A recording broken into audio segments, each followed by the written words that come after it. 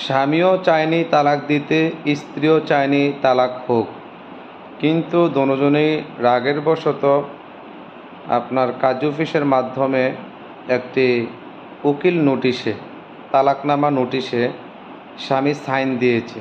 মৌখিকভাবেও স্ত্রীকে বলে নাই তোমাকে তালাক দিলাম, অথবা কিছুই বলে নাই, শুধু একটা সাইন দিয়ে নোটিশটা পাঠিয়ে দিয়েছে।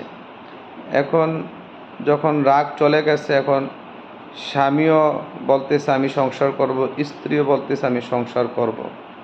বিষয় হলো সেই নোটিশের মধ্যে লেখা ছিল 3 তালাকের কথা। এখন কি তারা সংসার করতে পারবে, অথবা এখানে কি তালাকটা হয়েছে? এটা কঠিন এবং জটিল মাসালা। দেখুন, তালাক হবে, তবে অন্য জায়গায় হিল্লা অথবা অন্য বিবাহ দেওয়া ছাড়াও আপনারা সংসার করতে পারবেন কোরআন হাদিসের আলোকে, ফতুয়ার মাধ্যমে, ইনশাআল্লাহ।